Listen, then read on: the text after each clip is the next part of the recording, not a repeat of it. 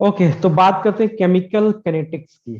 तो देखो, सबसे पहले तो यही जरूरी, कोई चैप्टर या कोई भी चीज हम पढ़ रहे हैं, सपोज करो कोई नॉवेल ही पढ़ रहे हो या कोई बुक ही पढ़ रहे हो, तो ये जानना बहुत जरूरी था why we are study that, हम क्यों पढ़े उसे। ठीक है, बिना मतलब का तो कोई कुछ काम नहीं करता। तो हम क्यों पढ़े, तो सबसे पहले सीएसआईआर पॉइंट ऑफ व्यू से अगर जो आप देखो, तो हर साल सीएसआईआर में केमिकल कैनेटिक्स के करीब 10 से 15 मार्क के क्वेश्चन आते हैं। ठीक है, और इसमें कुछ जो है करीब 7 to 8 मार्क के जो क्वेश्चन होते हैं वो 2 मार्क वाले में होते हैं, और बाकी के जो है 4 मार्क वाले में होते हैं। और पहले क्या होता था कि लोग ये सोचता था कि ओके 75 क्वेश्चन है, एक पार्ट छोड़ देंगे, 2 पार्ट पढ़ लेंगे तो सीएसआईआर हो जाएगा। बट अभी क्या है, वो ट्रेंड बिल्कुल चेंज हो गया है। अभी नंबर ऑफ क्वेश्चंस कम हो गए हैं, आपके अटेम्प्ट कम हो गए हैं, तो आपको सारे के सारे पोर्शन करने पड़ेंगे। ठीक है, तो सीएसआईआर पॉइंट ऑफ व्यू से इसलिए जरूरी है क्योंकि 10 to 15 मार्क के क्वेश्चन हर साल सीएसआईआर एग्जाम हो या कोई सा भी एग्जाम हो, इवन आप स्टेट लेवल के कोई भी कॉम्पिटिटिव एग्जाम दे रहे हो, तो वहां पे भी अच्छा खासा पोर्शन रहता है केमिकल कैनेटिक्स का। और दूसरा मेजर पोर्शन, चलिए अब सीधे रिएक्शन पे बात करते हैं। सपोज करो ये हमारा कोई रिएक्टेंट है और वो कोई प्रोडक्ट बना रहा है। ठीक है, तो ये चाहे कोई फिजिकल, ये आर जो है आपका कोई फिजिकल क्वांटिटी हो सकता है, या सॉलिड हो सकता है, या गैस हो सकता है, या लिक्विड, मतलब कोई सा फेज हो सकता है। हाँ ठीक है, तो ये सॉलिड लिक्विड गैस कोई सा भी फेज हो सकता है। ठीक है, तो अब बात ये आएगी कि हमें ये देखना हो कि ये जो रिएक्शन है वो किस स्पीड से जा रहा हो, या इसका रेट क्या है, रिएक्शन के होने का रेट क्या है। तो वहां पे हम क्या करते हैं, केमिकल काइनेटिक्स की स्टडी करते हैं। और यहीं पे थोड़ा सा डिफरेंस होता है केमिकल काइनेटिक्स और थर्मोडायनेमिक्स में। तो अगर जो इसी रिएक्शन के एनर्जी के बारे में हम पढ़ते हो, मतलब कि एनर्जी आप सपोज कर लो, आप इसके इंथैल्पी चेंज के बारे में पढ़ते हो, इंट्रोपी चेंज के बारे में पढ़ते हो, गिब्स फ्री एनर्जी के बारे में पढ़ते हो, या और कोई सब एटॉमिक एनर्जी के बारे में पढ़ते हो, तो ये सारी की सारी चीजें आप कहाँ पढ़ोगे, थर्मोडायनेमिक्स में।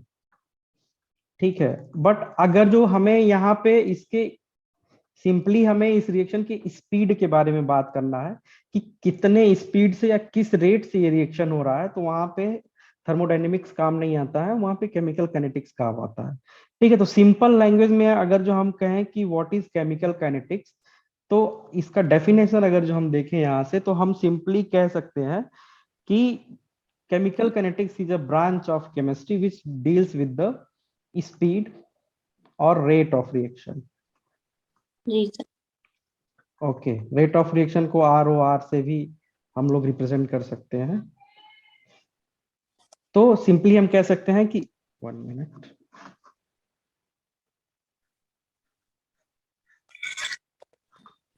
तो स्पीड और रेट ऑफ रिएक्शन, तो स्पीड समझने के लिए सिंपली एक एक सिंपल सा एग्जांपल हम लेते हैं। सपोज करो आप बाइक साइकिल या कुछ भी चला रहे हो, सबने अपने लाइफ में कभी ना कभी बाइक साइकिल स्कूटर कुछ ना कुछ जरूर चलाया होगा। तो वहां पे अगर जो हम पूछें कि तुम कितने स्पीड से ट्रेवल कर रहे हो, कोई भी आपसे पूछ सकता है। कोई गाड़ी बहुत तेजी से आपसे गुजर गई तो आप सिंपली पूछोगे अरे यार कितना तेजी से जा रहा है, या बहुत स्पीड से जा रहा है, या तो आपको आपको कहीं ट्रेवल करना, आप कहीं जल्दी से पहुंच गए, लोग बोलेंगे अरे कितनी स्पीड से तुम आ गए। तो स्पीड अगर जो हमें मेजर करना है, तो हम कैसे सिंपली बोलते हैं कि अच्छा हमने एक डिस्टेंस कवर किया एक पर्टिकुलर टाइम में। मतलब सपोज करो हमने एक 40 किलोमीटर जो है 60 मिनट में ट्रेवल कर लिए, या 1 आवर में ट्रेवल कर लिए, तो हम सिंपली बोल देंगे कि हमारा जो स्पीड था वो क्या था, 40 किलोमीटर पर घंटे। या अगर सपोज करो 80 चले गए, या 100 चले गए, या 1000 चले गए 1 आवर में, तो हम बोलेंगे कि हमारा पर्टिकुलर ये स्पीड ये था। तो कहने का मतलब ये है कि अगर जो हमें बाइक साइकिल या किसी भी चीज का स्पीड मेजर करना हो, तो हम क्या करते हैं कि कितना डिस्टेंस ट्रेवल करता है और कितने टाइम में वो डिस्टेंस ट्रेवल होता है, उसको अगर जो हम सिंपली डिवाइड कर दे तो हमें क्या मिल जाएगा, स्पीड मिल जाएगा। ओके, तो सेम फंडा आप अप्लाई करो यहाँ केमिकल कैनेटिक्स पे। अब यहाँ पे केमिकल कैनेटिक्स में ऑब्वियसली स्पीड तो होगा नहीं, केमिकल कैनेटिक्स है तो जाहिर सी बात है कि हम रेट ऑफ रिएक्शन। हाँ, ऑलवेज हम बात करेंगे, yes, rate of reaction, very good. Always हम बात करेंगे कि कोई रिएक्टेंट है वो किस में कन्वर्ट हो रहा है, प्रोडक्ट में चेंज हो रहा है। पूरे केमिस्ट्री में हम यही बात करते हैं, चाहे वो ऑर्गेनिक रिएक्शन हो, चाहे वो फिजिकल रिएक्शन हो, चाहे वो इनऑर्गेनिक रिएक्शन हो। सिंपली हर रिएक्शन में क्या होता है, एक रिएक्टेंट होता है और वो प्रोडक्ट में चेंज होता है। तो प्रोडक्ट में चेंज होने का क्या मतलब है कि सपोज करो आप कोई सा भी रिएक्टेंट ले रहे हो, तो या तो आप उसका मोल लोगे कि 1 मोल लिया, 2 मोल लिया, 3 मोल लिया, या तो आप उसका कॉन्सेंट्रेशन लोगे, या तो आप उसका अगर जो गैस है तो आप सिंपली क्या कर लोगे, प्रेशर के फॉर्म में ले लोगे। मतलब 1 बार ले लिया, 2 बार ले लिया, 3 बार ले लिया, वॉट एवर, ओके। तो या तो हम मोल ले सकते हैं, या कॉन्सेंट्रेशन ले सकते हैं, या प्रेशर ले सकते हैं। तो सिंपली अगर जो रिएक्टेंट इनिशियल टाइम सपोज करो कि टी बराबर में 0 है, तो ऑब्वियसली जो रिएक्टेंट रहेगा, सपोज करो रिएक्टेंट को हम आर नॉट मान लेते हैं, तो ये 100% रहेगा। ठीक है, क्योंकि अभी रिएक्शन हमारा स्टार्ट ही नहीं हुआ। लेकिन सपोज करो time T is equals to, suppose करो टी 1.5, मतलब हाफ, आधे घंटे हो गए। तो इस कंडीशन में सपोज करो कि जो हमारा आर नॉट है ये घट के क्या हो गया, 50% हो गया। ठीक है, तो प्रोडक्ट भी हमारा कितना बनेगा जी, यहाँ पे कितना प्रोडक्ट बनेगा, साथ में बोलते रहिएगा ताकि हमें पता चले कि आप सो नहीं रहे हैं, ठीक है। जी तो सर। हाँ, तो प्रोडक्ट भी हमारा कितना बनेगा, अगर जो रिएक्टेंट हमारा 50% डिक्रीज हो गया, तो प्रोडक्ट भी हमारा कितना बनेगा, 50% ही बनेगा। All right. तो यहाँ पे अगर जो इसके रेट की हम बात करें, तो सिंपली हम क्या बोल देंगे कि चेंज ऑफ कॉन्सेंट्रेशन। ठीक है, चेंज ऑफ कॉन्सेंट्रेशन किसका, रिएक्टेंट का। और प्रोडक्ट। ऑल राइट, या प्रोडक्ट का। प्रोडक्ट का किसमें, टाइम के रिस्पेक्ट में। With respect to time. Time के रिस्पेक्ट में किस हिसाब से जो हमारा रिएक्टेंट है उसका कॉन्सेंट्रेशन चेंज हो रहा है, that is called as rate of reaction. Reaction और इसी को हम आर ओ आर भी बोल कह देते सकते। हैं। ठीक है, सर तो एक सिम, केमिकल, सर हम हाँ जी, केमिकल काइनेटिक्स में फिर कह सकते हैं study the rate of step of reaction होता है ये? स्टेप ऑफ रिएक्शन हम नहीं कह सकते हैं एक्चुअली में, क्योंकि हमें नहीं पता है कि हमारा कोई सा भी रिएक्शन है वो कितने स्टेप में जा रहा है। सपोज करो हमारा रिएक्शन एक स्टेप में जा सकता है, हमारा रिएक्शन मल्टीपल स्टेप में जा सकता है, मतलब एक से ज्यादा भी स्टेप में जा सकता है। तो हम सिंपली स्टेप ऑफ रिएक्शन को अवॉइड करेंगे, क्योंकि हमें ये नहीं पता होता एक्चुअली में कि हमारा जो रिएक्शन है वो कितने इंटरमीडिएट के थ्रू जा रहा है या कितने स्टेप के थ्रू जा रहा है। तो हम सिंपली इनिशियल और फाइनल के बारे में बात करते हैं। ठीक है, तो आएंगे, धीरे धीरे आएंगे सबके बारे में, इनिशियल क्या है, फाइनल क्या है, ये जी सर। सब कुछ देखेंगे हम लोग। ठीक है, ठीक है। ओके। तो अब देखो, मैंने बोला कि अगर जो किसी भी रिएक्शन का अगर जो आपको रेट लिखना हो, तो सिंपली हम क्या करेंगे, change in concentration divided by time, या change in concentration per unit time is rate of reaction. अब देखो, रिएक्शन का कॉन्सेंट्रेशन चेंज कैसे होगा, उसके भी डिफरेंट डिफरेंट मेथड्स हैं। सबसे पहले सपोज करो कोई रिएक्शन आप ले रहे हो, तो ये तो या तो ये हो सकता है कि वो रिएक्शन बहुत तेजी से जाए, जी ठीक है, सर। या बहुत स्लो जाए, या या एक वे। मॉडरेट स्पीड से जाए। तो जी सर। अगर जो कोई रिएक्शन बहुत तेजी से जा रहा है, वहां पर भी उसका स्पीड मेजर करना पॉसिबल नहीं है। पॉसिबल ठीक नहीं है, है। या कोई, हाँ, या कोई रिएक्शन बहुत ही स्लो जा रहा है, जी ठीक है, सर। तो पता चले, हाँ, आपने कोई रिएक्शन लगाया, आपने लगाया और अभी लगाया, 5 साल तक रिएक्शन चलता ही जा रहा है, जी तो सर वहां ये। पे भी उसके, हाँ, उसके कॉन्सेंट्रेशन को हम मेजर नहीं कर पाएंगे। ठीक है, तो वो हो गया वेरी स्लो रिएक्शन। और जी उसके सर। बाद आता है मॉडरेट रिएक्शन। मॉडरेट रिएक्शन मतलब कि जो एक मीडियम रेट से हो, जिसका कॉन्सेंट्रेशन चेंज को आप इजिली क्या कर सकते हो, मेजर कर सकते हो। तो इन केमिकल काइनेटिक्स हम क्या करते हैं, जनरली हम मॉडरेट रिएक्शन के बारे में ही बात करते हैं, ना ही वेरी फास्ट रिएक्शन के बारे में बात करते हैं, ना ही वेरी स्लो रिएक्शन के बारे में बात करते हैं। जी हालांकि सर। अभी बहुत सारी टेक्निक्स हैं, बहुत सारे इंस्ट्रूमेंट हैं जिसके हेल्प से हम फास्ट रिएक्शन के कॉन्सेंट्रेशन चेंज को भी पता लगा सकते हैं। बट इन जनरल कॉन्सेप्ट में अगर जो हम कहें, या इन जनरल हम बात करें, तो केमिकल काइनेटिक्स में हम sir moderate rate of reaction की बात करते हैं। हाँ जी, बताइए। फास्ट रिएक्शन का भी पता लगा सकते हैं क्या? हाँ बिल्कुल पता लगा सकते हैं। सर क्या इस, है हाँ ठीक है, आ रहा हूँ, मैं आ रहा हूँ उस पे। ठीक है, तो मैंने बोला कि जो रेट ऑफ रिएक्शन है उसको हम दो तीन कैटेगरी में डिवाइड कर सकते हैं। पहला जो रिएक्शन है, पहला जो टाइप है, वो वेरी फास्ट रिएक्शन, जो बहुत तेजी से होता है। एक सिंपल सा एग्जांपल मैं लेता हूँ। आप क्या करो, कोई NaOH बेस ले लो और इसे एसिड के साथ रिएक्ट कराओ। तो NaOH एक स्ट्रॉन्ग बेस है और HCl आपका एक स्ट्रॉन्ग एसिड है। तो the moment they will react, immediately it will form what, salt. ये तुरंत क्या बनाएगा, हमारा सॉल्ट बनाएगा और वाटर मॉलिक्यूल बनाएगा। ठीक है, तो ये जो रिएक्शन है ये वेरी वेरी फास्ट रिएक्शन है, बहुत तेजी से होता है। ठीक है, और बहुत वेरी फास्ट रिएक्शन के बारे में एग्जांपल बात करें तो एक लाइव एग्जांपल ले लेते हैं। देखो आजकल जितने भी कार आ रहे हैं ना, हर कार में एयर बैग जरूर होता है।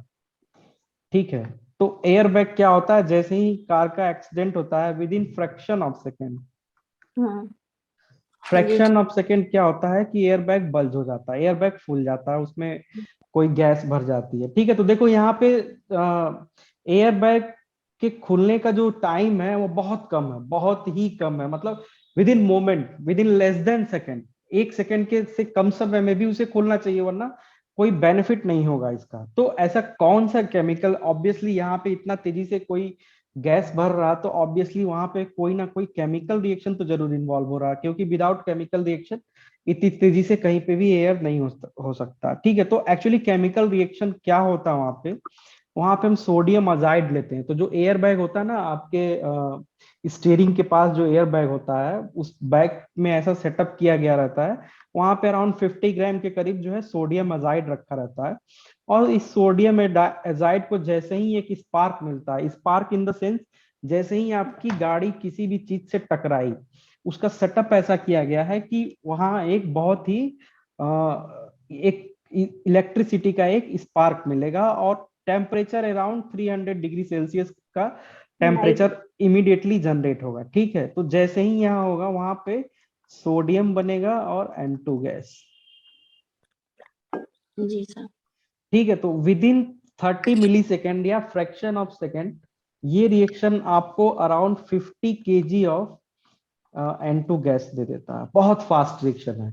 सोचो एक सेकेंड से भी कम समय में 50 केजी N2 गैस मिल रहा है, इतना तेजी, इतना फास्ट ये रिएक्शन। अच्छा, N2 गैस ही क्यों यूज करते हैं, उसका भी रीजन है, क्योंकि N2 गैस क्या है, बहुत ही ज्यादा इनर्ट है। ठीक है, हमारे एटमॉस्फेयर में भी सबसे ज्यादा N2 गैस ही है, बहुत ज्यादा इनर्ट है। राइट, बट देखो यहाँ पे एक बहुत बड़ा मसला हो जाता है कि यहाँ पे सोडियम एलिमेंट भी या सोडियम मेटल जनरेट हो रहा है।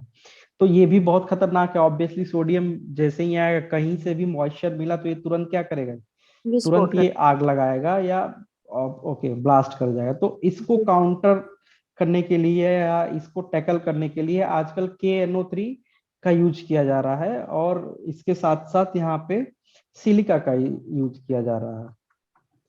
ठीक है, तो इस केस में क्या होता है, ये जो सोडियम क्या होता है, KNO3 के साथ रिएक्ट करके K2O प्लस Na2O प्लस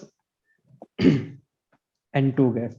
तो देखो दो बेनिफिट हुआ, एक तो हमारा जो सोडियम था वो भी न्यूट्रलाइज हो गया, अपने ऑक्साइड में कन्वर्ट हो गया, और यहाँ से और N2 गैस भी हमें मिल गया। बट जो ऑक्साइड होते हैं ना, सोडियम पोटेशियम के जो ऑक्साइड होते हैं, ये भी बहुत ज्यादा स्टेबल नहीं होते हैं। तो ये भी हमारा बहुत ज्यादा स्टेबल नहीं है। ठीक है, तो इसको हम क्या करते हैं, SiO2 के साथ रिएक्ट करते हैं, और जैसे ही आप SiO2 के साथ रिएक्ट करोगे, ये बन जाएगा Na2K2SiO4। तो एक तरीके का सिलिका ग्लास बन जाएगा। ठीक है, और ये सिलिका ग्लास जो बनता है वो क्या होता है, हार्मलेस होता है, ये आपको कोई नुकसान नहीं पहुंचाता। ठीक है, तो बहुत फास्ट रिएक्शन का एक एग्जांपल मैंने आपको बताया, जिसके हेल्प से means it's a life saving actually, इससे आप बहुत सारी लाइफ को बचा सकते हो। तो या वहां पे भी आपकी केमिस्ट्री बहुत इंपॉर्टेंट रोल प्ले करती है। या एक और बहुत कॉमन एग्जांपल हम लोग देखते हैं लेबोरेटरी में, सबने ही किया होगा लगभग ये प्रैक्टिकल। सिल्वर नाइट्रेट लेते हैं, उसको NaCl के साथ रिएक्ट करते हैं, तो जैसे ही आप इस रिएक्शन करोगे, आपको AgCl का एक व्हाइट प्रेसिपिटेट मिल जाएगा, और NaNO3 सोडियम नाइट्रेट AgCl बन जाएगा। जी। ठीक है, तो ये व्हाइट प्रेसिपिटेट ठीक है, देखो अभी जो भी चल रहा ना एकदम बेसिक चल रहा है, तो मैं आपको ये मान के चल रहा हूँ कि ऑब्वियसली थोड़ी बहुत कैनेटिक्स तो आपको आती ही होगी, बट मैं ये मान के चल रहा हूँ कि आपको केमिकल कैनेटिक्स बिल्कुल ही नहीं आता। ठीक है, तो मेरा ये मानना है कि जब तक आपका बेसिक नहीं स्ट्रांग होगा तब तक आप कोई सब्जेक्ट को अच्छे से नहीं पढ़ पाओगे। तो मैं एकदम बेसिक से आपको पढ़ाना शुरू कर रहा हूँ। Of course in course of time we will go further details. ठीक है, तो वेरी स्लो रिएक्शन, अच्छा कोई एग्जांपल बताओ, आप ही लोग बताओ वेरी स्लो रिएक्शन का एग्जांपल, एनीवन, जो रिएक्शन बहुत स्लो होता हो। कॉमन लाइफ का भी कोई एग्जांपल आप ले सकते हो, ऐसी ऐसा नहीं है कि केमिस्ट्री का ही कोई एग्जांपल हो। ठीक है, बहुत स्लो रिएक्शन सबके घर में कहीं ना कहीं होता है वो। एनीवन? चलो थोड़ा हिंट दे देता हूं मैं, आयरन पे होता है वो reaction.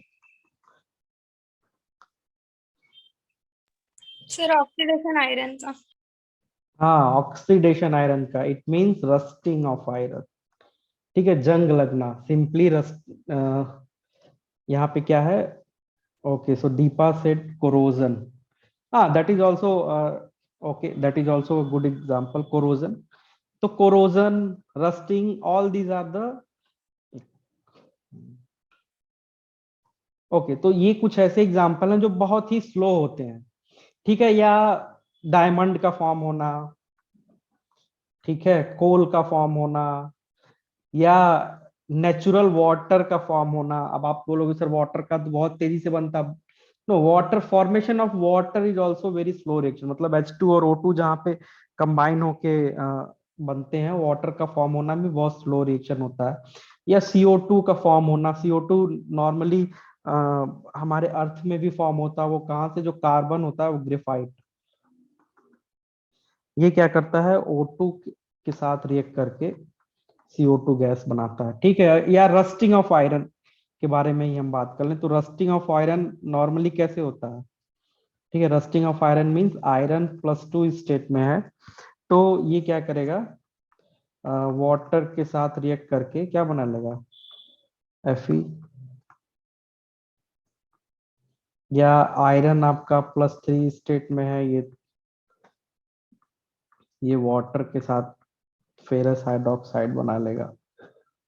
Okay, so all these are what, rusting of iron. ठीक है, ये फर्दर भी केमिकल रिएक्शन ये प्रोसीड होता है, फिलहाल इसके बारे में हम नहीं बात करेंगे। तो ये सारे के सारे जो रिएक्शन है ना, ये बहुत ही स्लो रिएक्शन है। तो देखो इनका भी काइनेटिक्स स्टडी करना बहुत मुश्किल है। हाँ, ऑफ कोर्स लैब में आप क्या कर सकते हो, इस रिएक्शन को फास्ट कर सकते हो। कैसे? आप टेम्परेचर इंक्रीज कर दो। ठीक है, आप जो है क्रूड आयरन ले लो। अभी आप जो आयरन यूज होता है घरों में, वो क्रूड आयरन नहीं होता है, उस वो एक्चुअली में उसमें अदर एलिमेंट मिला करके क्या करते हैं, उसका एलॉय बना देते हैं। तो थोड़ा रस्टिंग प्रोसेस स्लो हो जाता है, बट आप क्रूड आयरन ले लो, टेम्परेचर इंक्रीज कर दो, तो रस्टिंग का प्रोसेस थोड़ा तेज हो जाता है, बट फिर भी मतलब ये रिएक्शन जो है बहुत ही स्लो रिएक्शन माना जाता है। ओके, अब उसके बाद हम बात करते हैं मॉडरेट रिएक्शन।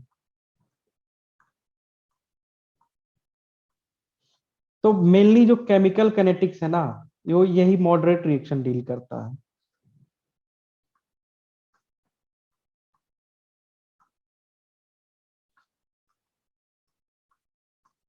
केमिकल काइनेटिक्स में हम नॉर्मली मॉडरेट रिएक्शन के बारे में ही बात करते हैं, क्योंकि जो इसका जो रेट होता है इजिली हम क्या कर सकते हैं, मेजर कर सकते हैं। जैसे एक सिंपल सा एग्जांपल मैं लेता हूँ, हाइड्रोलिसिस रिएक्शन का एग्जांपल मैं लेता हूँ। चलिए, एक हमारे पास ईस्टर है, इसका हम क्या कर रहे हैं, एसिड हाइड्रोलिसिस कर रहे हैं, तो ये बनाएगा अल्कोहल बनाएगा और एक एसिड बनाएगा। ठीक है, तो ये जो रिएक्शन है ये मॉडरेट रिएक्शन है, मतलब ना ही ये बहुत तेजी से होता है, ना ही ये बहुत स्लो होता है, एक मॉडरेट होता है। तो इसके रेट को हम बहुत ही इजीली क्या कर सकते हैं, मेजर कर सकते हैं। ओके, जी। यहाँ तक सबको समझ में आया ना? जी सर। क्योंकि ऐसा अभी मैंने कुछ ऐसी बड़ी बड़ी बातें नहीं की हैं, ऐसा कुछ खास बताया नहीं है, बट ओके, ये जानना बहुत जरूरी है।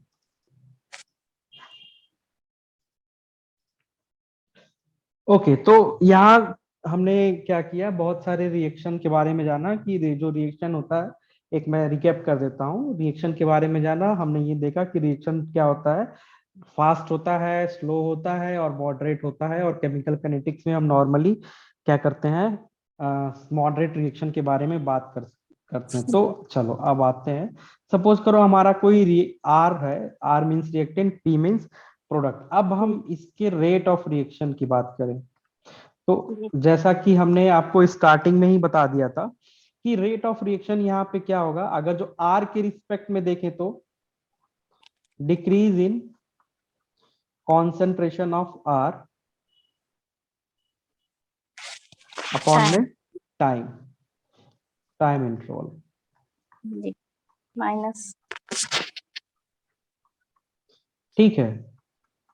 या इसी को हम दूसरे फॉर्म में लिख सकते हैं, हम लिख सकते हैं कि Increase in product.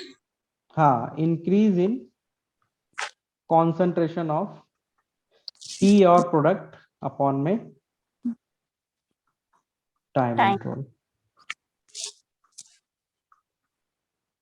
ठीक है, तो ये आपका जो रेट है उसको दोनों के टर्म में लिख सकते हैं। मतलब रेट ऑफ रिएक्शन को देखो, आप सुने होगे रेट ऑफ रिएक्शन, आप पढ़े होगे रेट लॉ, तो दोनों में काफी डिफरेंस है। ठीक है, तो हम स्लोली एक दूसरे के बारे में बात करेंगे।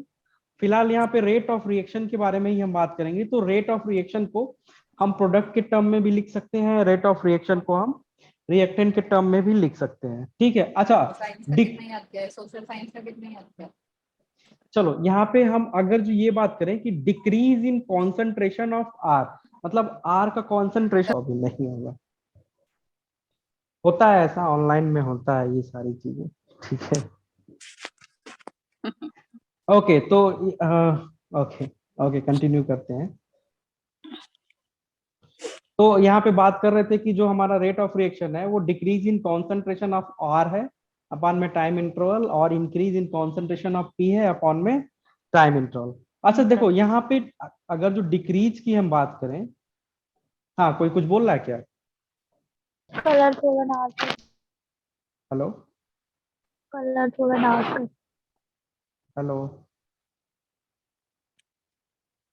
चलो ठीक है। कलर थोड़ा डार्क करें। अच्छा कलर, जी। Okay okay, 1 minute. Sir point है ना, बहुत लाइट हो रहा है। अच्छा अच्छा, थोड़ा डार्क। ओके ओके, अभी सही है क्या? अभी सर ऐसा ही है थोड़ा, अभी अभी नहीं है। ऐसा ही है? अच्छा रुकिए और डार्क करते हैं।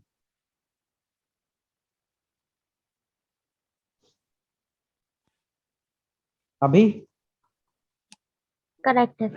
सर ओके ठीक चलिए। तो अच्छा यहाँ पे देखो, डिक्रीज को एक तरीके से और हम बात कर सकते हैं, डिसअपियरेंस। है। डिसअपियरेंस। या डिसअपियरेंस मतलब क्या, सिंपली गायब हो जाना। जी सर। डिसअपियरेंस ऑफ आर मतलब आर क्या हो रहा है, घट रहा है, या हम सिंपली कह सकते हैं कि जो आर है हमारा वो क्या हो रहा है, डिसअपियर हो रहा है। डिसअपियर। ठीक है, दोनों एक ही बात हुई ना, चाहे हम डिक्रीज बोले चाहे डिसअपियर बोले, बात एक ही हुई। ठीक है, या अगर जो हम इंक्रीज को, इंक्रीज की बात करें तो यहाँ पे इसको हम, इसका एक सिनोनिम्स यूज कर सकते हैं, अपीयर। अपीयरेंस। हाँ, अपीयरेंस ऑफ पी। ठीक है, तो डिक्रीज और इंक्रीज का हम एक सिनोनिम्स यूज कर सकते हैं, डिसअपियरेंस और अपीयरेंस। ये मैं क्यों बता रहा हूं, क्योंकि ये अभी आपके आगे आएगा कि कहीं कहीं क्वेश्चन में डिक्रीज इंक्रीज ना बोल के वो बोलेगा कि डिसअपियर हो रहा है या अपीयर हो रहा है। जी सर। ठीक है, तो यहाँ पे देखो, अब मैं आपको ये सिखाता हूँ कि किसी भी रेट, किसी भी रिएक्शन का रेट कैसे लिखते हैं। ठीक है, तो सपोज करो कि इसी रिएक्शन का हमें रेट लिखना हो, तो रेट लिखने के लिए 3 मेजर लॉ हैं, लॉ नहीं कहेंगे, 3 इंपॉर्टेंट पॉइंट्स हैं जिनको आपको हमेशा ध्यान रखना पड़ेगा। बिना इन तीनों चीजों को ध्यान में रखे हुए रेट ऑफ रिएक्शन लिखना थोड़ा आपके लिए मुश्किल हो जाएगा। पहला क्या है कि रेट ऑफ रिएक्शन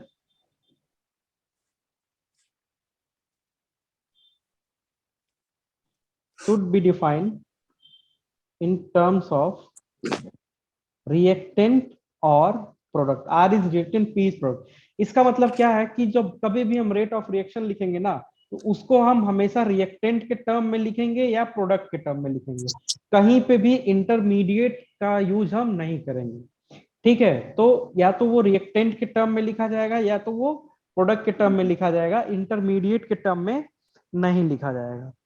ठीक है, दूसरा सबसे इंपॉर्टेंट बात कि जो रेट ऑफ रिएक्शन है should be positive in any case. इसका क्या मतलब है कि चाहे हम रिएक्टेंट के टर्म में लिखें चाहे पॉजिटिव के टर्म में लिखें, जो हमारा रेट ऑफ रिएक्शन है वो हमेशा क्या आना चाहिए, पॉजिटिव आना चाहिए। रेट ऑफ रिएक्शन कभी भी निगेटिव नहीं हो सकता। ठीक है, तो rate of reaction should be positive in any case. तीसरी बात जो हमें ध्यान में रखनी है, rate of reaction should be equal इधर आरपी दोनों इक्वल होने चाहिए। हाँ, वेरी गुड। इधर it is written in terms of reactant और प्रोडक्ट। चाहे हम रिएक्टेंट के टर्म में लिखें चाहे हम प्रोडक्ट के टर्म में लिखें, वो हमेशा इक्वल होना चाहिए। अगर जो इक्वल नहीं है तो हम क्या करेंगे, उसके कोफिशिएंट वगैरह से मल्टीप्लाई करके उसको इक्वल कर लेंगे। तो रेट ऑफ रिएक्शन हमेशा आप इक्वलाइज करोगे, चाहे वो रिएक्टेंट के टर्म में लिखा गया हो चाहे वो प्रोडक्ट के टर्म में लिखा गया। तो ये तीन बेसिक चीजें आपको एकदम ध्यान रखनी है, तभी आप रेट ऑफ रिएक्शन लिख पाओगे, वरना रेट ऑफ रिएक्शन नहीं लिख पाओगे। ठीक है, तो चलो अब आरपी नहीं यूज करेंगे, ए बी यूज कर लेते हैं। सपोज करो कोई हमारा रिएक्टेंट ए है, वो कन्वर्ट हो रहा है प्रोडक्ट बी में। तो यहाँ अगर जो हमें रेट लिखना हो तो हम क्या करेंगे, रेट लिखेंगे minus D A by D D T dt is equal to D B by upon T D T. ठीक है, तो अब देखो यहाँ पे जितना भी टर्म मैंने लिखा है ना, हर टर्म का एक अलग अलग मतलब है। ठीक है, तो देखो कहीं पे भी अगर जो डेल्टा लिखा हुआ हो, इस तरीके से डेल्टा लिखा हुआ हो, तो डेल्टा का मतलब होता है कि फाइनाइट चेंज। फाइनाइट चेंज का मतलब क्या होता है कि जिसको हम इजिली क्या कर सके, मेजर कर सके। ठीक है, वो मेजरेबल क्वांटिटी होता है। और कहीं पे इस तरीके से डेल या ये वाला साइन यूज हम कर सकते हैं, स्मॉल डेल। तो इसका मतलब क्या होता है कि small change which can be measure. Which can be measure, which can be measure का क्या मतलब है कि कोई स्पेशल टेक्निक यूज करके हम इसको क्या कर सकते हैं, मेजर कर सकते हैं। या कहीं पे डी हम यूज कर रहे हैं, तो डी का मतलब क्या होता है, वेरी वेरी स्मॉल चेंज। जी सर।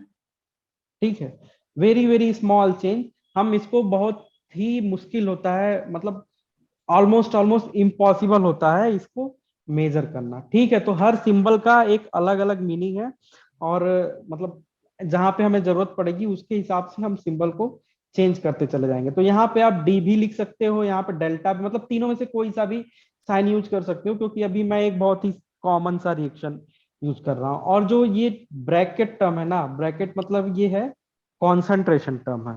ठीक है, ये हमेशा, एक मिनट, मोल पर लीटर में लिया जाएगा। हाँ बोलिए, कुछ बोल रही थी आप? Hello, okay fine. और टी तो आपको पता है कि टाइम।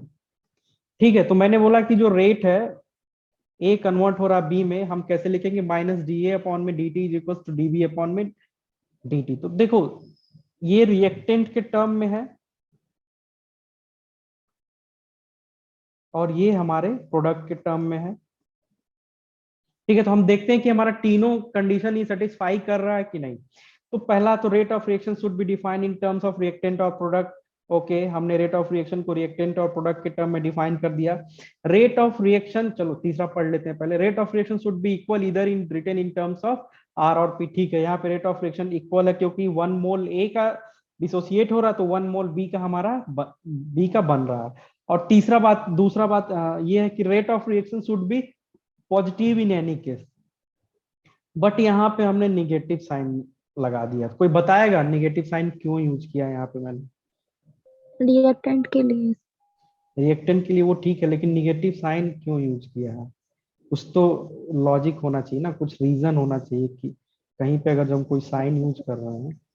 क्योंकि सर ये रिएक्टेंट कम हो रहा है इसलिए माइनस आ रहा है। ओके, पार्शियली करेक्ट है आप। देखो माइनस इसलिए हम यूज कर रहे हैं, चलो इसको, इस रिएक्शन को हम फिर से लिखते हैं। ए हमारा कन्वर्ट हो रहा है बी में। तो सपोज करो कि जो हमारा sir T is equal to 0 है, मतलब अभी हमारा रिएक्शन शुरू नहीं हुआ है, तो इसका हम 10 मोल लिए हैं। और T is equal to T मतलब 10 मिनट हो गया, या चलो हाफ एन आवर हो गया। तो सपोज करो कि ये हमारा 5 मोल बचा।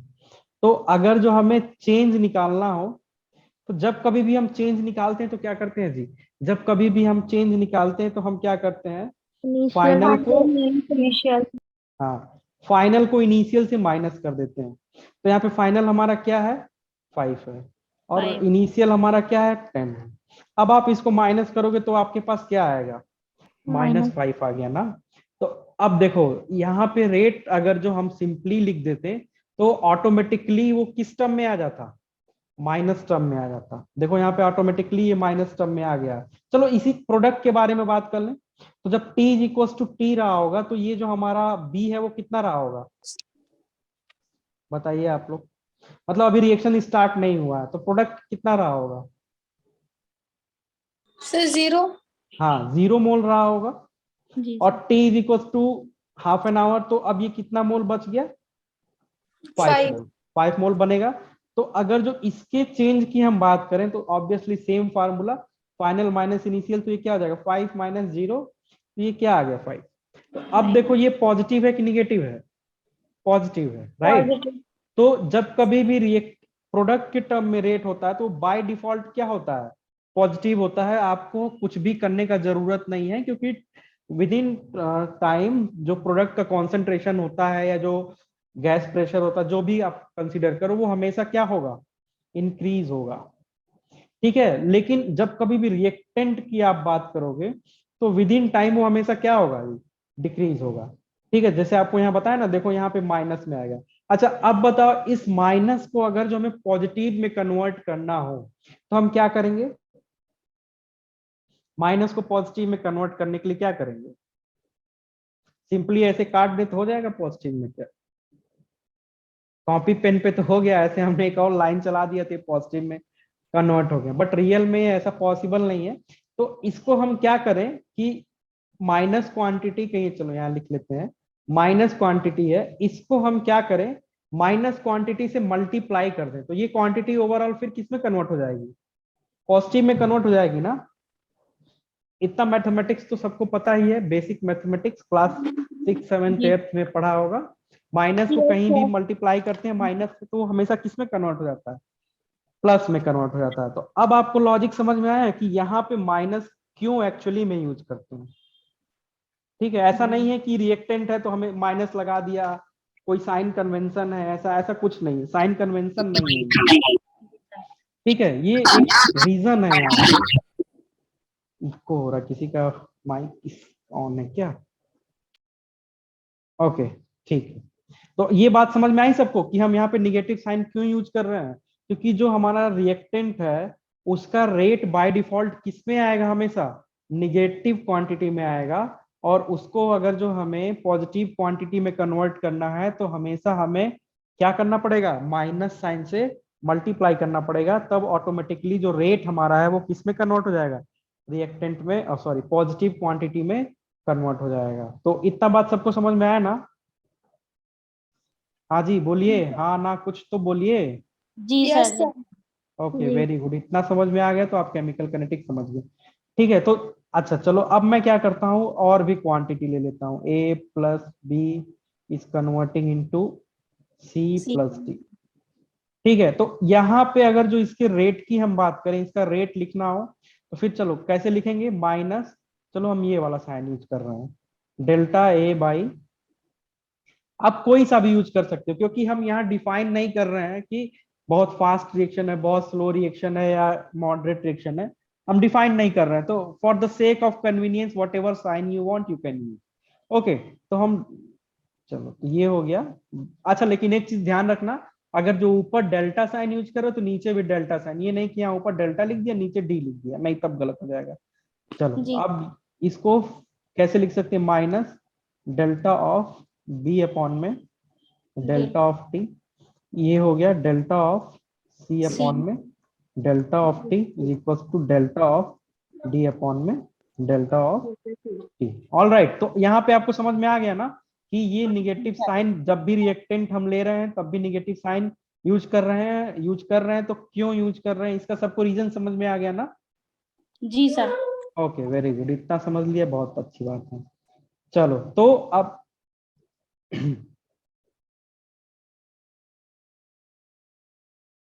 ओके, तो एक छोटा सा रिकैप करते हैं। तो हमने आपको बताया कि रेट ऑफ रिएक्शन हमेशा रिएक्टेंट प्रोडक्ट के टर्म में लिखा जाता है, वो हमेशा पॉजिटिव होना चाहिए, वो हमेशा क्या होना चाहिए, इक्वल होना चाहिए। तो अभी तक सारा A B C hypothetical reaction के बारे में हम बात कर रहे थे। अब एक रियल रिएक्शन ले लेते हैं। सपोज करो PCl5 है, ये कन्वर्ट हो रहा है PCl3 प्लस Cl2 में। तो अब आपसे मैं बोलूं, देखो फिजिकल जब भी पढ़ना ना तो कॉपी पेन लेके बैठना, ठीक है, कॉपी पेन लेके बैठो, ये तो आपको मिल जाएगा, ये जो मैं बता रहा हूँ आपको मिल जाएगा, इसका रिकॉर्डिंग वगैरह आपको मिल जाएगा, वो यूजीसी पॉइंट आपको प्रोवाइड कर देगा। बट बहुत सारे क्वेश्चन मैं सॉल्व कराऊंगा, तो देखने से नहीं होता, जब तक आप खुद से सॉल्व नहीं करोगे ना तब तक समझ में नहीं आएगा। ठीक है, तो कॉपी पेन लेके बैठना, अगर जो मैं कुछ लिख रहा हूँ तो आप उसको अपने आप से ट्राई करना सॉल्व करने का, अगर जो आपको नहीं आता है तो फिर मैं उसको बताऊंगा, ठीक है। तो यहाँ पे अगर जो मैं इसके रेट ऑफ रिएक्शन की बात करूं तो ये क्या हो जाएगा, माइनस डी ऑफ PCl5, आप डी के जगह डेल्टा भी यूज कर सकते हो, your choice, no problem, is equal to D of PCl3 upon में dt is equal to D of Cl2 upon में dt। ठीक है, तो एक ये रिएक्शन हो गया।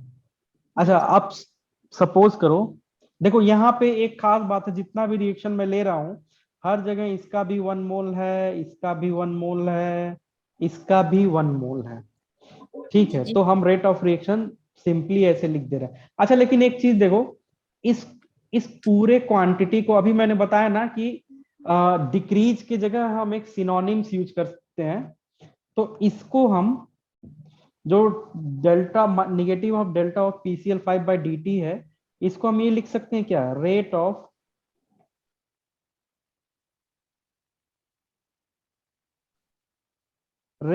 डिसअपियरेंस ऑफ PCl5 लिख सकते हैं क्या। Yes sir. हाँ ठीक है, तो चाहे आप डिक्रीज बोलो या रेट ऑफ डिसअपियरेंस बोलो, लेकिन ये बात ध्यान रखना कि जब भी डिसअपियरेंस और अपीयरेंस की बात करेंगे तो हमेशा वहां पे कितना मोल होना चाहिए, 1 मोल होना चाहिए, ठीक है। उसी तरह से इस क्वांटिटी को अगर जो हमें लिखना हो तो इसको हम ऐसे लिख सकते हैं क्या, रेट ऑफ अपीयरेंस, ठीक है। स्पेलिंग कहीं मिस्टेक होगा तो आप लोग करेक्ट कर लीजिएगा, ठीक है, rate of appearance of PCl3।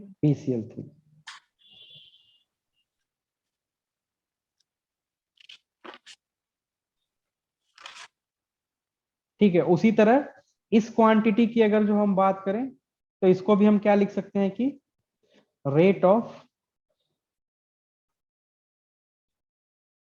Appearance of Cl2, right. तो देखो 1 मोल है, तो चाहे आप रेट ऑफ रिएक्शन बोलो चाहे इन ये बोलो, बात एक ही हुई, ठीक है। लेकिन अब सपोज करो कि हम क्या करते हैं, मोल्स चेंज कर देते हैं, मतलब कि सपोज करो हमारे पास XA है और YB है, ये कन्वर्ट हो रहा है NC में, और क्या लें, M ले लें, चलो M ले लेते हैं, MD में। ये कोई जरूरी नहीं कि आप भी XYNM जो मन करे आपका, जिसमें आप कंफर्टेबल हो वो ले लें। अब देखो यहाँ पे अगर जो रेट ऑफ रिएक्शन की हम बात करें तो यहाँ पे थोड़ा सा चेंज हो जाता है मामला, ठीक है। क्यों चेंज हो जाता है, क्योंकि यहाँ पे देखो सबका मोल क्या है, सबके मोल्स अलग अलग है ना। तो यहाँ पे अगर जो हम सिंपली ऐसे लिख दें, चलो ऐसे लिख दें, माइनस DA अपॉन में DT, तो क्या ये सही है क्या? नहीं सर। देखो अगर जो सिंपली इसके बारे में बात करोगे ए के बारे में, तो ये जो इतनी क्वांटिटी है ना, जो देखो इतनी क्वांटिटी जो है, यहाँ पे नंबर ऑफ मोल्स क्या है, कितने हैं, 1 है कि 2 है कि 3 है, क्या है? वन 1 है। नहीं, इस पर्टिकुलर जो इक्वेशन मैंने लिखा उसकी बात कर रहे हैं। वन है सर, वन 1 है ना, यहाँ पे कुछ नहीं लिखा है, मतलब क्या है, वन 1 है। है। इसकी बात नहीं मैं कर रहा हूँ, मैं सिर्फ जी इसकी बात कर रहा हूँ। जी सर, जी सर। यहाँ पे वन कुछ नहीं लिखा है तो 1 है। तो जब जी ये 1 है तो ये हमारा क्या है, रेट ऑफ डिसअपियरेंस है। ठीक है, रेट ऑफ डिसअपियरेंस ऑफ ए है। ठीक है, रेट ऑफ रिएक्शन नहीं है, क्योंकि रेट ऑफ रिएक्शन का वो 3 गोल्डन रूल याद रखिएगा। जब जी कभी सर। भी रेट ऑफ रिएक्शन लिखा जाएगा तो वो रिएक्टेंट प्रोडक्ट के टर्म में लिखा जाएगा, दूसरा जी वो हमेशा पॉजिटिव होगा, तीसरा वो हमेशा इक्वल होगा। तो यहाँ पे देखो इक्वल नहीं है, क्योंकि नंबर ऑफ मोल्स अलग अलग है। जी ठीक है, तो अब इसका रेट ऑफ रिएक्शन अगर जो हमें लिखना हो तो हम क्या करें, इस क्वांटिटी को x से डिवाइड कर दें। सपोज करो 5 कहीं लिखा है, इसको 1 बनाना हो तो कैसे इसको 1 बनाएंगे? डिवाइड कर आपके देंगे। पास 4, हाँ आपके पास 4 ऑप्शन है, प्लस माइनस डिवीजन मल्टीप्लीकेशन। तो मैं कह रहा हूं कि 1 बनाना है इसे। ठीक है, तो आप सिंपली क्या करो, अच्छा ये मत कोई कहेगा कि 5 में से 4 घटा देंगे तो ये 1 हो जाएगा, नहीं। ठीक है, तो अब आप करो सिंपली, आप इसे क्या करो, 5 है, इसको 5 से डिवाइड कर दो तो ये तुरंत क्या आ जाएगा, 1 आ वन जाएगा। तो उसी तरह अगर जो कहीं पे एक्स ए लिखा है और उसको x से डिवाइड कर दे तो कितना मोल हो जाएगा, 1 मोल हो जाएगा ना। जी सर। ठीक है, तो यहाँ पे हम सिंपली इसे क्या कर देंगे, 1/x dA अपॉन में dt। अच्छा रिएक्टेंट है तो obviously negative sign by default रहेगा ही। अच्छा अब हम लिख सकते हैं कि ये बराबर है किसके, minus D upon D T. Minus 1/y dB upon में dt इज इक्वल टू, अच्छा बताइए प्रोडक्ट के लिए हम माइनस साइन यूज करेंगे क्या? नहीं सर, प्लस आएगा इसलिए। नहीं यूज करेंगे, यहाँ पे हम कौन सा साइन यूज करेंगे, प्लस साइन ही यूज करेंगे। वन अपॉन एन हाँ 1 अपॉन में N D C DC upon में dt is equal to 1 upon में हम डी वी डी अपॉन में अपॉन डी टी। dt। ठीक है, तो यहां से एक बात समझ में आया हमें कि जब कभी भी नंबर ऑफ मोल्स हमारे क्या हो रहे हैं, नंबर ऑफ मोल्स हमारे चेंज हो रहे हैं। ठीक है, तो वहां पे अगर जो हमें रेट ऑफ रिएक्शन के बारे में लिखना हो तो हम हमेशा उसको उसके स्टोइकोमेट्रिक से क्या करेंगे, डिवाइड कर देंगे। क्यों डिवाइड करेंगे, जैसे ही हम उसके स्टोइकोमेट्रिक कोफिशिएंट से डिवाइड करेंगे वो इमीडिएटली क्या हो जाएगा, यूनिटी में कन्वर्ट हो जाएगा। तो अब देखो हम वो तीनों कंडीशन चेक करते हैं कि वो तीनों कंडीशन फॉलो कर रहा है कि नहीं, कि पहला रेट ऑफ रिएक्शन प्रोडक्ट और रिएक्टेंट के टर्म में होना चाहिए, बिल्कुल फॉलो कर रहा है। ए और बी हमारा क्या है, रिएक्टेंट है, और सी और डी हमारा क्या है, प्रोडक्ट है।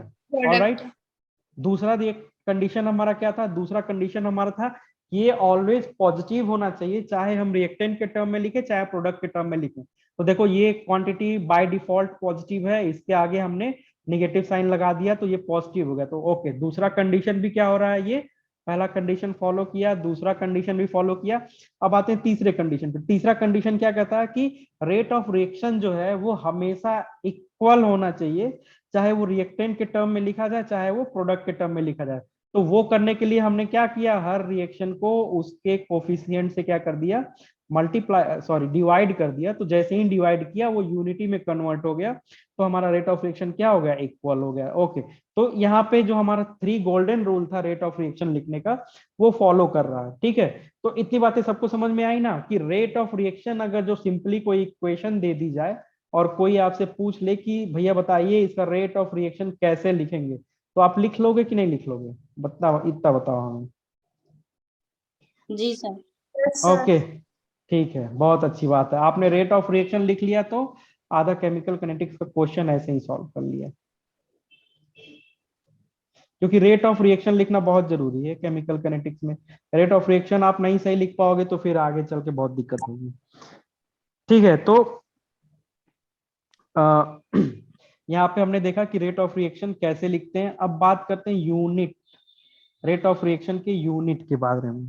तो रेट ऑफ रिएक्शन अगर जो हम देखें तो रेट ऑफ रिएक्शन बेसिकली क्या है, change in concentration per unit time, यही तो है ना। तो कॉन्सेंट्रेशन हम हमेशा किस टर्म में लिखते हैं, मोल। मोल पर लीटर, ये हो गया हमारा कॉन्सेंट्रेशन अपॉन में टाइम। टाइम को आप चाहे सेकंड में ले लो, चाहे आप मिनट में ले लो, चाहे आवर में ले लो, चाहे ईयर में ले लो, आपकी मर्जी।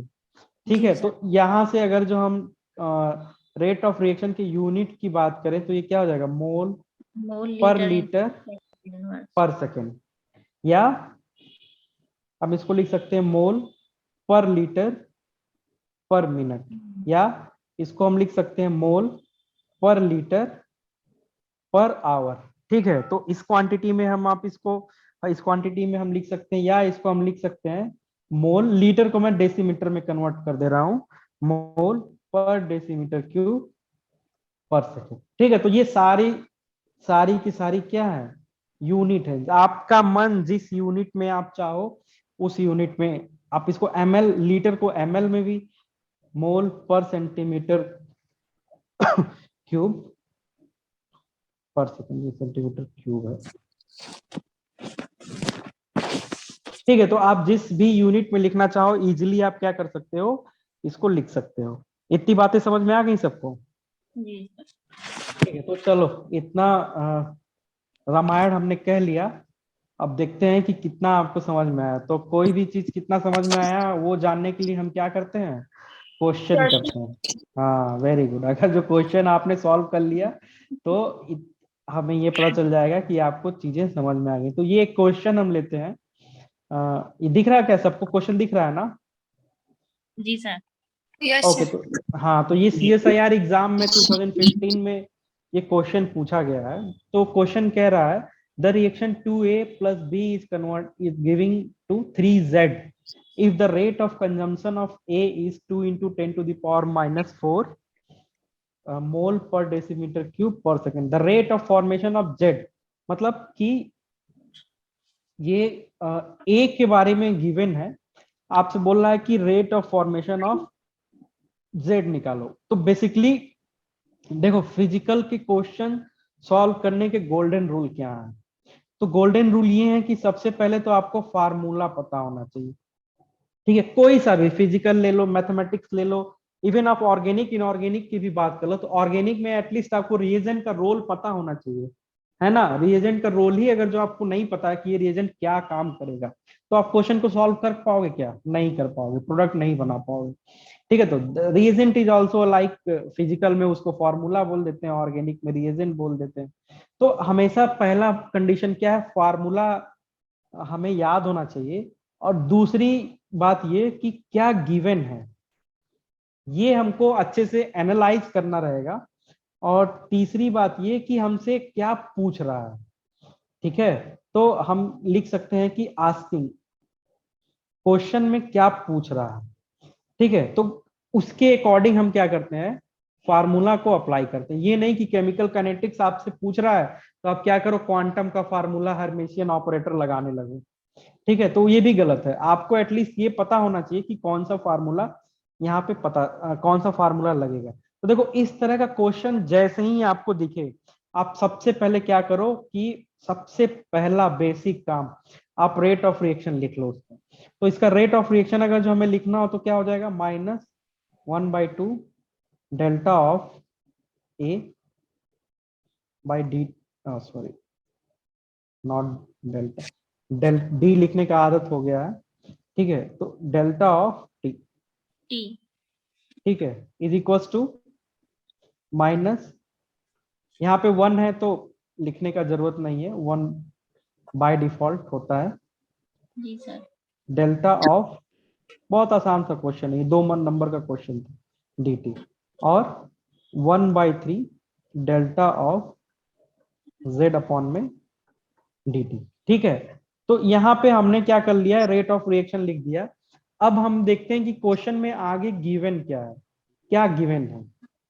ठीक है, तो क्वेश्चन में कह रहा है कि रेट ऑफ कंजम्पशन ऑफ, अच्छा देखो अब यहाँ हम डिसअपियरेंस की बात कर रहे थे या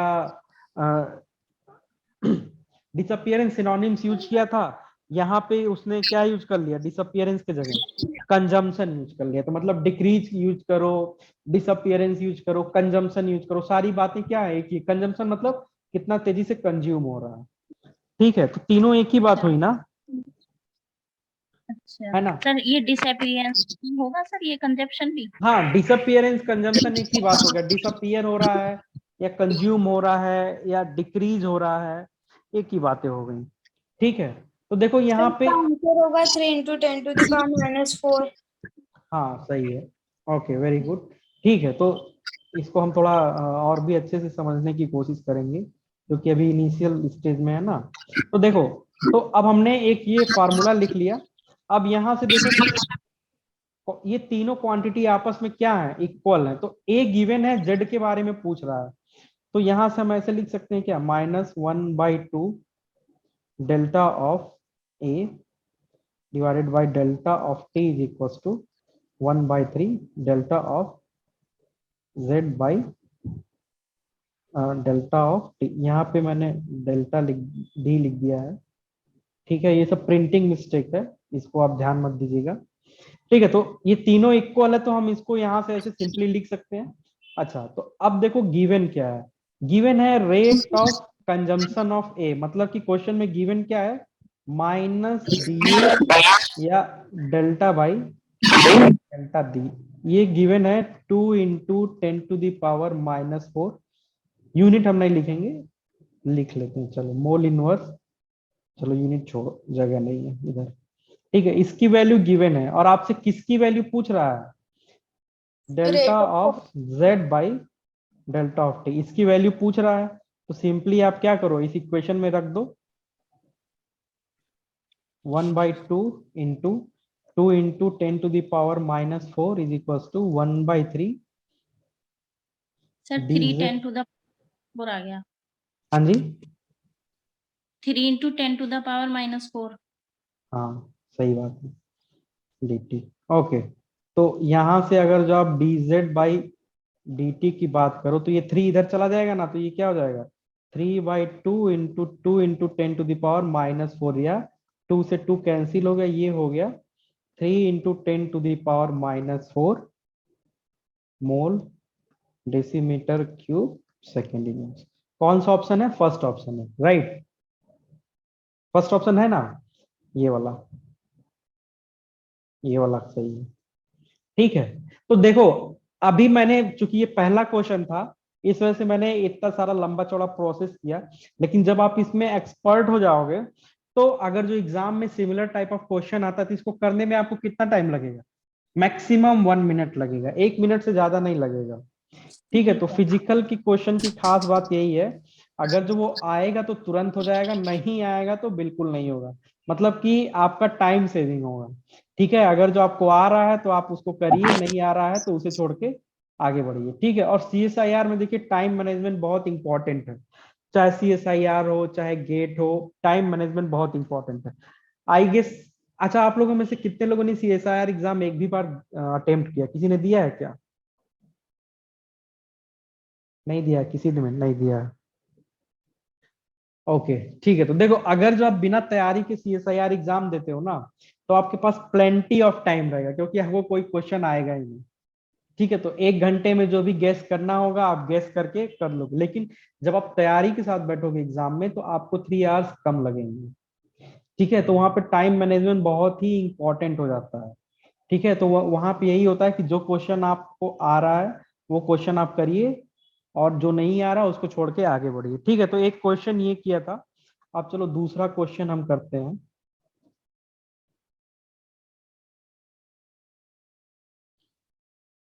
ज्यादा ही छोटा हो गया ये, ओके। अभी विजिबल है क्या ये क्वेश्चन, यस सर। ओके। तो देखिए ये क्वेश्चन है, कह रहा है the reaction 2N2O5 is converting into 4NO2 plus O2 was studied in a closed vessel. ठीक है, it was found that concentration of NO2 increases by 2 into 10 to the power minus 2 mole per liter per second in 5 second. ठीक है, ये 5 second है यहाँ पे। अच्छा नहीं, ये क्वेश्चन नहीं करते हैं अभी दूसरा एक क्वेश्चन करते हैं।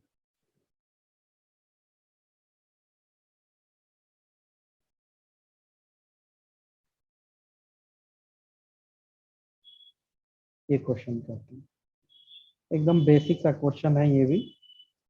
इस क्वेश्चन में है कि express the rate of following reaction. तो सबसे पहले आपको क्या करना है कि इसका रेट लिखना है, express the rate of following reaction and also formation and decomposition of O2 NO and H2। मतलब इन तीनों का फॉर्मेशन निकालना है, इन तीनों का डिकम्पोजिशन निकालना और इसका रेट ऑफ रिएक्शन लिखना है। तो रेट ऑफ रिएक्शन फटाफट लिख लेते हैं। तो रेट ऑफ रिएक्शन लिखोगे, मैं कलर चेंज कर लेता हूँ, चलो red use orange red use कर लेता हूँ। हाँ जी,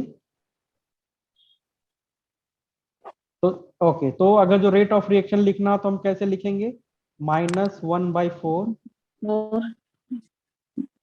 डी डेल्टा, जो चाहे वो आप यूज करो, it's up to you, by dt is equals to -1/5 delta of O2 by dt is equals to, देखो अब यहाँ पे जैसे ही प्रोडक्ट आया मैंने प्लस में लिख दिया।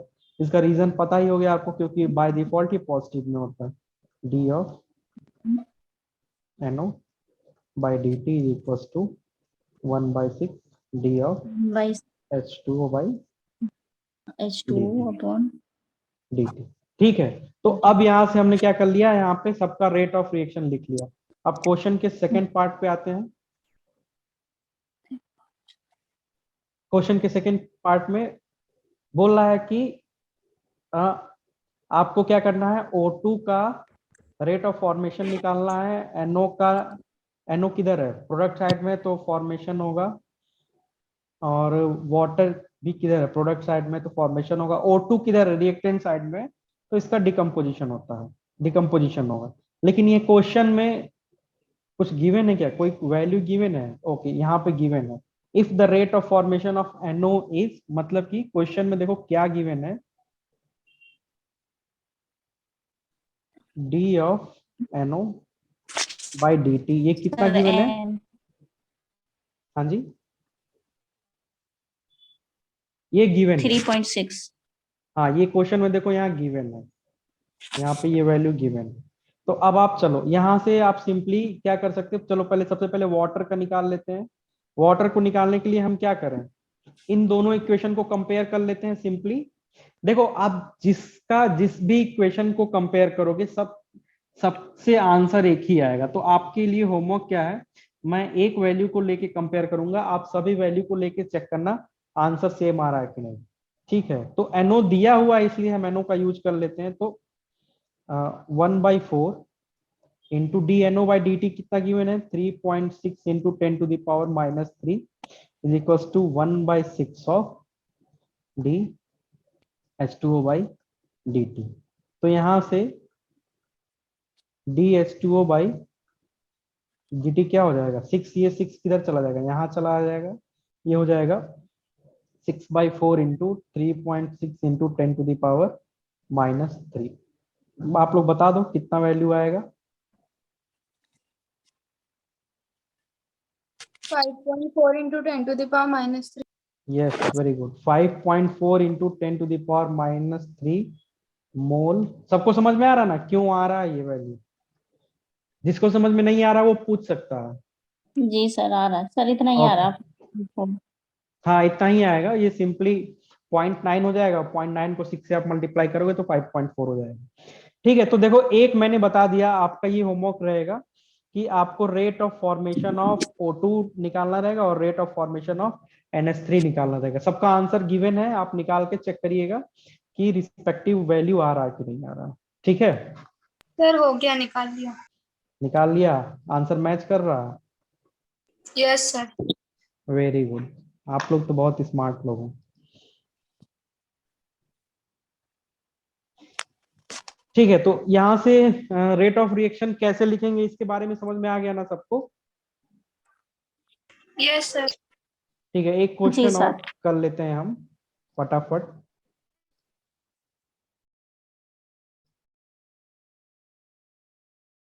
ये क्वेश्चन कर लेते हैं। ठीक है, ये क्वेश्चन देखो, ये कह रहा है the reaction 2N2O5 is converting into 4NO2 plus O2 was studied in a closed vessel. It was found that the concentration of NO2 increases by 2 into 10 to the power minus 2 mole per liter in 5 seconds. ठीक है, तो आपको बोल रहा है कि rate of reaction लिखिए, rate of change of concentration of N2O5। तो सबसे पहले रेट ऑफ रिएक्शन आप लिख लो इसका। ऑब्वियसली अभी तक तो सबको लिखने आ गया होगा, तो रेट ऑफ रिएक्शन क्या हो जाएगा, -1/2 डी ऑफ N2O5 अपॉन में dt is equal to 1/4 D of NO2/dt। ये हमारा रेट ऑफ रिएक्शन हो गया। सर अब देखो रेट क्या, ऑफ रिएक्शन आएगा 10 to the power -2। Okay, good, very good. ठीक है, तो अब देखो यहाँ पे कह रहा है कि NO2 का जो कॉन्सेंट्रेशन है वो इंक्रीज हो रहा है 2 into 10 to the power -2, ये है मोल पर लीटर।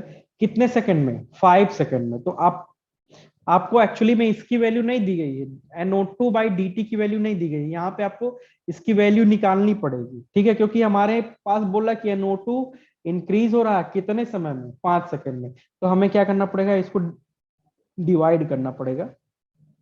इसका वैल्यू कितना आएगा हमें बताइए भाई, बताइए। इसको ऐसे लिख दे क्या, 20 into 10 to the power -3 मोल पर लीटर बाई 5। इसमें किसी को कोई आपत्ति है क्या? बोलिए। इसको ऐसे हाँ। लिख सकते हैं ना, सिंपली एक नहीं जीरो सर। यहाँ लिख दी, नहीं लिख सकते हैं? जी सर। नहीं लिख सकते हैं? जी सर लिख सकते हैं। अच्छा, ठीक है, मुझे लगा आप जो है बोल रहे हैं नहीं लिख सकते। तो अब ये सिंपली क्या हो जाएगा, 4 into 10 to the power -3 mole litre in mole. तो यहां से हमें किसकी वैल्यू पता चल गई, हमें यहाँ से इसकी वैल्यू पता चल गई, डी ऑफ NO2/dt की वैल्यू यहाँ से हमें पता चल गई। ठीक है, अच्छा, जब इसकी वैल्यू पता चल गई तो आप सिंपली क्या कर लोगे, N2O5 का चेंज को यहाँ से इजिली आप क्या कर लोगे, फाइंड आउट कर लोगे, है ना? सर। Very good. ठीक है, तो फिर अगले क्वेश्चन पे आते हैं।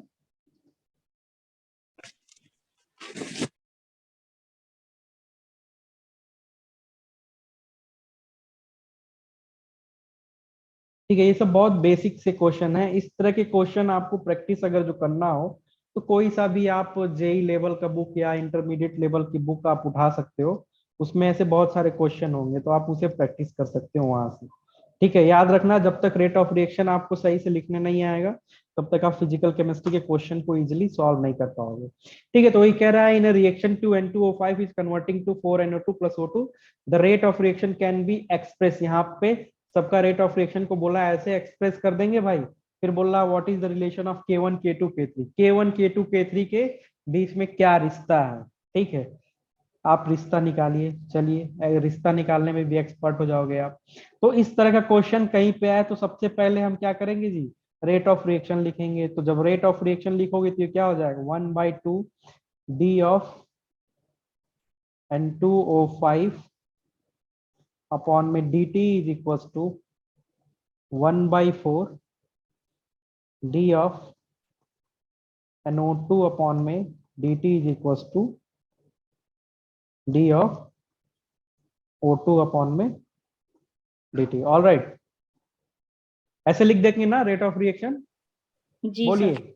अब देखिए यहाँ पे बोल रहा है कि निगेटिव ऑफ N2O5/dt को हम किससे रिप्रेजेंट कर सकते हैं, K1 N2O5। तो इस पूरे वैल्यू की जगह हम क्या कर सकते हैं, क्या कर दें, 1/2 D minus D of N2O5 upon में dt की जगह हम क्या लिख दें, K1 K1 N2O5 लिख दें। नहीं, माइनस है यहाँ पे ऑलरेडी, देखिए यहाँ पे माइनस है, माइनस इंक्लूड हो जाएगा ना। जी सर।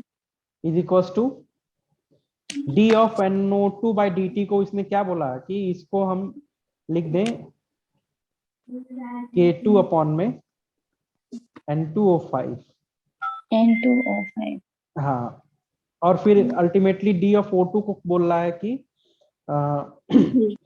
K3 O2 O5 है ना, ये देखिए यहाँ पे। ठीक है, अब आप देखो